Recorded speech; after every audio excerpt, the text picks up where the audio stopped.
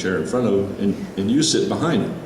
So as we're flying, he's looking at my briefing book, so he's reading the briefing book, I'm sitting behind him. Every once in a while he goes like this.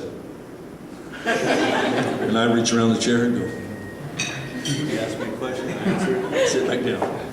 I wait till he goes like this again, I go like this. And so he was kind of an old school guy, but the amazing thing was when we landed and we were taxiing to get ready to go meet with the President and Secretary of Energy, he looks at me and goes, you know, the reason I'm here is to help you and help your project. What are the top 3 messages you want me to communicate to the President and the Secretary of Energy? So luckily I thought about that and I told him, and it's amazing because in meetings later on that day with the Secretary of Energy, with the President, he effectively made those points. He remembered everything, he takes no notes, he remembered everything from the briefing book. I mean, he was an amazing guy. So just before I go to Chad, one little funny thing that happened. So, you know, I walk into the Mexican White House, and it's very big. It's got this great big hall, and the President's down. You can kind of see him down at the other end of this room. And so you're walking in there, you know, with big eyes like a kid, and then you go, oh, hey, you're ExxonMobil, play it cool. You do this kind of stuff every day. Don't worry about it. So I walk in, and I shake hands with President Fox. President Fox is a big guy. He's got a big mustache. I'm shaking hands with him, and he looks at me. Senor McGehee, how tall are you? I said, well, Mr. President, I'm 6'4". He says, well, I am also 6'4". And he says, you seem taller. And I said, well, I wear cowboy boots, so it makes me look taller. He said, I also wear cowboy boots. He said, maybe I'm taller than you. I said, Mr. President, I am sure that you're taller. And he said, no, I went to measure. So he made me stand back to back. And we measured. I was tall.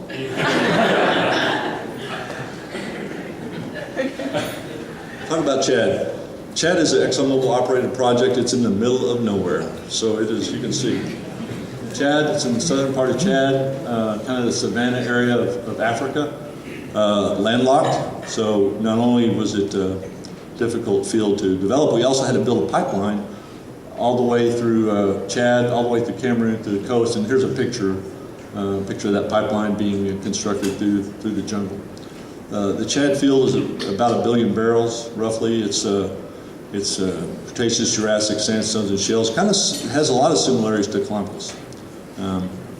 Heavy oil, fairly shallow, and as it was moving from the development phase to the production phase, ExxonMobil management was not happy with the efficiency, and they were very driven, especially in the production part of our company.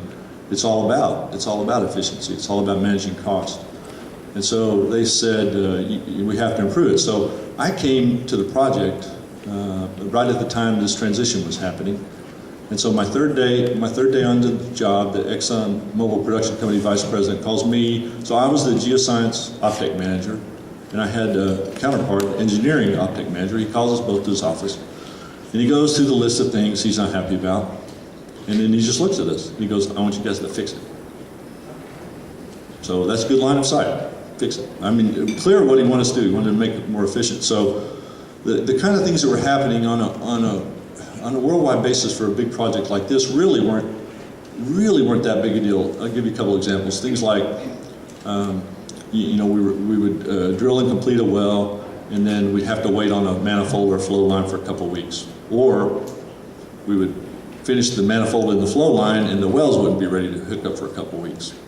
We were trying to drill 100 wells a year. We had 3 rigs trying to drill 100 wells a year, and we were only managing to drill about 60 a year. Sometimes when you're trying to drill that many wells, the approval process, you didn't have enough wells approved, and the rigs would sit idle for a couple weeks. So that's the stuff he wanted us to fix. And so the guy that was the engineering manager we knew each other a little bit. We both started with Mobil, and then of course went to ExxonMobil after the merger. So we walk out of there after that, and we just look at each other.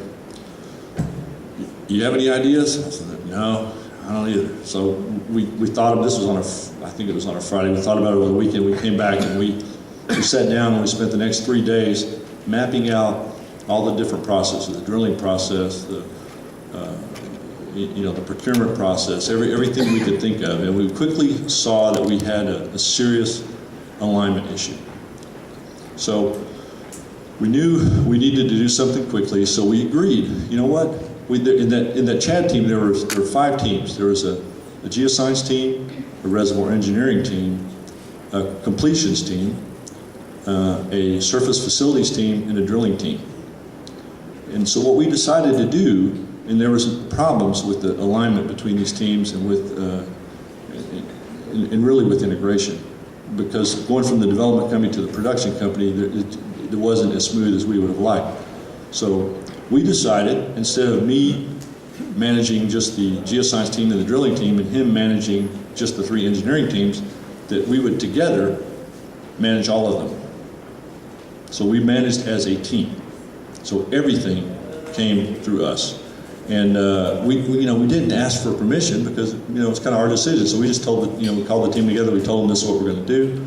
So everything that needs to be approved will be approved by both of us. We want all the supervisors there, and we do it together in the same meeting, and we made a sitting meeting every week so people could count on it, and we always showed up. And that way everybody knew what was going on. So let me show you kind of what that looked like just a little bit. So there you had normal